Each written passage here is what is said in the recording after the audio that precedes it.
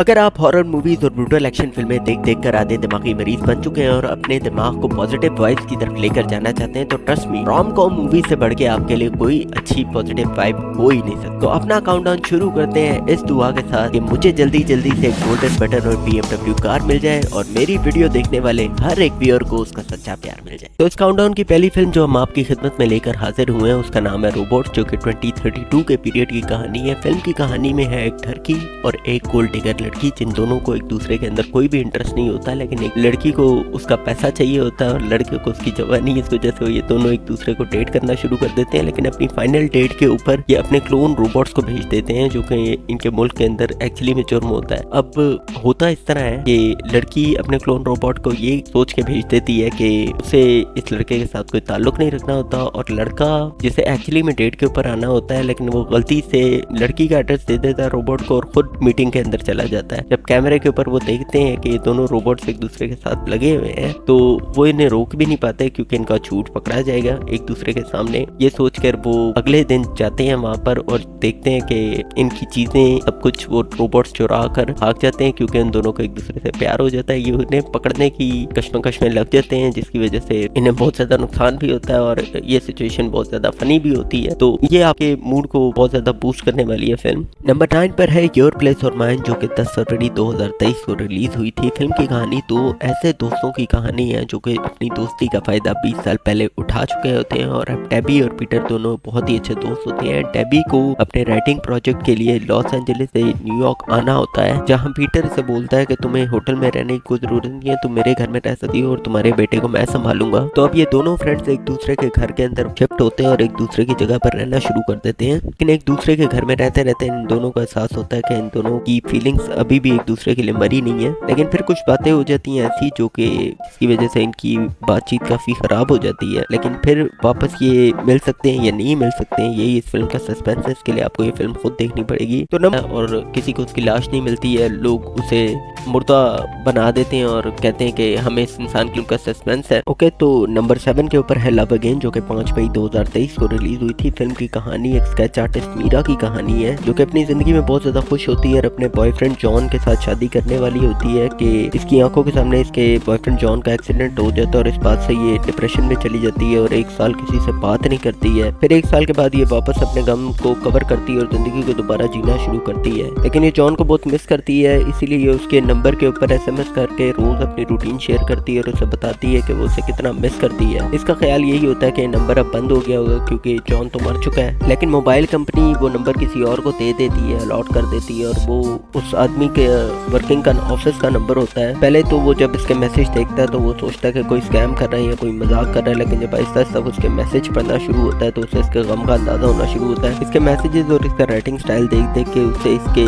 साथ मतलब एक सिंपैथी और हमदर्दी एहसास होना शुरू होता है और वो इसे फेसबुक के ऊपर और बाकी जगह पे सर्च करना शुरू करता है और इसे वो लड़की मिल भी जाती है और ये उसे डिनर के ऊपर इनवाइट करता है, लेकिन ये बताता नहीं है कि जो मैसेज तुम जॉन को करती है वो दरअसल मेरे पास आते हैं। अब होता है इस तरह के ये लड़का इसे इन्वॉल्व करता है अपने साथ और आगे चल के जब इस लड़की को पता चलता है कि ये जॉन के पुराने मैसेजेस के पास आते थे इसलिए ये इसके साथ इन्वॉल्व हुआ है, तो वो लड़की बहुत ज्यादा अफसरदा हो जाती है। अब क्या ये उसको माफ करके आगे बढ़ पाती है या नहीं, ये इस फिल्म की कहानी है। ओके, तो नंबर 6 पर है लव एट फर्स्ट साइट, जिसका रिव्यू देने से पहले ही मैं आपको बता दूं कि इस फिल्म में कॉमेडी काफी कम है, तो 1 घंटा 30 मिनट अगर आप इस फिल्म को बर्दाश्त कर सकते हैं तो अपनी जिम्मेदारी के ऊपर करना। मैं आपको इस फिल्म की सिचुएशन बता देता हूँ बस।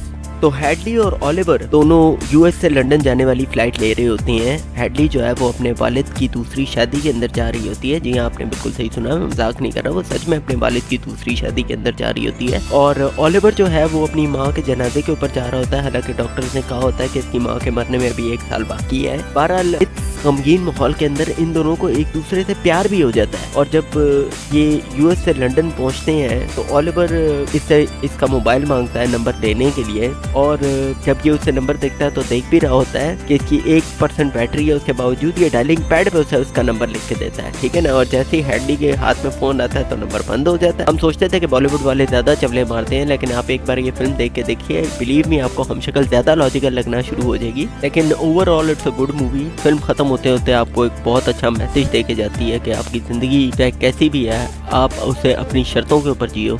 यही इस फिल्म का मेन मैसेज है। इमेजिन कीजिए आपकी फेवरेट एक्ट्रेस शूटिंग के लिए मैक्सिको जाती है और शूटिंग के दौरान वो एक होटल के अंदर स्टे करती है और उस होटल के असिस्टेंट मैनेजर हैं आप, और आपकी मैच्योरिटी, आपका स्टाइल, आपका हार्डवर्क देखकर उस एक्ट्रेस को आपसे प्यार हो जाता है और हर रोज शूटिंग के बाद आप उसे डिनर पे लेके जाते हैं, उसके साथ डांस करते हैं, छुट्टी वाले दिन उसे अपनी फैमिली से मिलाने के लिए लेके जाते हैं, उसे घुमाने के लिए लेके जाते हैं। ये फिल्म नहीं, सच में एक फैंटेसी है और इस फैंटेसी का नाम है मिडनाइट। फिल्म 10 फरवरी 2023 को रिलीज हुई थी। IMDb पे इसकी रेटिंग है 5.6। 140 मिनट के वॉच टाइम के साथ ये फिल्म आपको ख्वाबों की दुनिया में ले जाएगी। तो हमारी नंबर 4 की फिल्म सेल्फ लव और फैंटेसी लव दोनों को जस्टिफाई करती है अपनी खूबसूरत नरेशन के साथ। फिल्म की कहानी के दो मेन कैरेक्टर्स हैं, हेलन और जेक। हेलन, जिसकी कुछ अर्सा पहले डाइवोर्स हुई है, वो एक हाइकिंग ट्रिप पे जाने का डिसाइड करती है और ये डिसाइड करती है कि वो अपनी मोटिवेशन और कैलिबर दोनों को डिस्कवर करेगी इस ट्रिप के वजह से।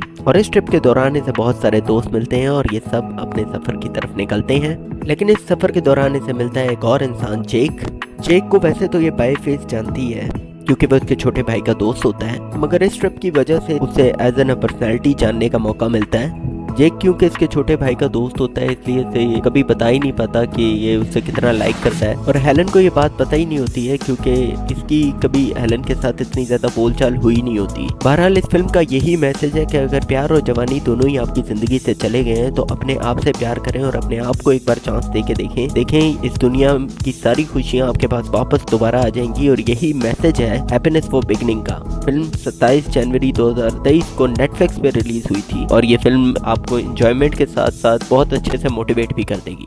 तो नंबर 3 पर है जोना हिल्स और एडी मर्फी की क्लासिक कॉमेडी यू पीपल। तो भाई लोग, सीन कुछ ऐसा है इस फिल्म का कि अजरा, जो कि 35 ईयर ओल्ड जूश लड़का है, कई सालों तक शदीद सिंगल रहने के बाद इसे एक लड़की मिलती है जिसका नाम है अमारा और वो एक मुस्लिम है। अब इन दोनों के मजहब, कल्चर और फैमिलीज दोनों एब्सोल्युटली डिफरेंट हैं। तो होता कुछ इस तरह है कि ये दोनों अपनी फैमिलीज को एक करने की कोशिश में लग जाते हैं और इनकी फैमिलीज इन दोनों को अलहदा करने की कोशिश में लग जाती है। इन दोनों में से कौन कामयाब होता है, यही इस फिल्म का सस्पेंस है। फिल्म 27 जनवरी 2023 को रिलीज हुई थी। IMDb पे इसकी रेटिंग 5.5 है। 158 मिनट के वॉच टाइम के साथ ये आपको जरूर एंजॉय कराएगी। तो नंबर 2 पर है एक ऐसा लफ्ज जो कि कर देगा आपकी खुशियों के ग्राफ को अप, पपी लव। तो कहानी कुछ यूं है इस फिल्म की कि मैक्स जो है वो एक गेम्स ग्राफिक डिजाइनर है और अपने पहले ब्रेकअप के बाद ही वो वर्क फ्रॉम होम स्टार्ट कर देता है और वर्क फ्रॉम होम करने की वजह से 3-4 साल दुनिया से बिल्कुल अलहदा रहने की वजह से उस इंसान के अंदर लोगों से बात करने का फोबिया पैदा हो जाता है और नॉर्मल कन्वर्सेशन करते हुए भी उस इंसान की जान निकलती है। इसी वजह से वो एक थेरेपिस्ट को कंसल्ट करता है और थेरेपिस्ट उसे बताती है कि वो अकेले रहने की वजह से पागल हो सकता है और उसे अपनी अकेलापन दूर करने के लिए एक पेट पालना होगा। तो वो उसे सजेस्ट करती है कि एक डॉग को वो ओन कर ले क्योंकि डॉग बेसिकली सोशल एनिमल्स होते हैं और उसकी बीमारी खत्म करने के अंदर ये एक बहुत अच्छा कदम होगा। दूसरी तरफ इस फिल्म की कहानी में है एक लड़की जिसका नाम है निकोल, जो कि सोशली कुछ बहुत ज्यादा ही एक्टिव होती है और बहुत सारे ब्रेकअप करवाने के बाद वो ये डिसाइड करती है कि अब उसे इसकी जिंदगी में कोई भी लड़का नहीं चाहिए। उसकी बिल्डिंग के बाहर एक बीमार सा डॉग होता है जिसे देखकर वो उस पर रैम खाती है और उसे अडॉप्ट कर लेती है। अब ये दोनों एक दिन टिंडर के ऊपर प्रोफाइल सर्च कर रहे होते हैं और इन दोनों को एक दूसरे का प्रोफाइल मिल जाता है और ये दोनों एक दूसरे के डॉग की वजह से एक दूसरे को लाइक स्वाइप कर देते हैं। बस फिर होना क्या था, इन दोनों को एक दूसरे का प्रोफाइल पसंद आ जाता है और बंदर के हाथ अखरोट लग जाता है। ये दोनों एक पार्क के अंदर मिलने का डिसाइड करते हैं। अपनी पहली डेट के अंदर ये दोनों एक दूसरे के कीड़े निकालने में लगे होते हैं और इनके डॉग और बिच दोनों कोना पकड़ के कोई और ही लगे होते हैं। बहरहाल ये दोनों एक दूसरे को बिल्कुल पसंद नहीं आते हैं, लेकिन इस बात को 2 हफ्ते गुजरते हैं और फिर मैक्स को पता चलता है कि इसकी बिच जो है वो प्रेग्नेंट है उस डॉग से। अगर आप एक पेट लवर हैं तो आपको ये फिल्म देखना बहुत अच्छा लगेगा और आप इस फिल्म को जरूर एंजॉय करेंगे। तो पाकिस्तान में और कुछ होना हो, शादी सबकी हो जाती है। So have a nice day.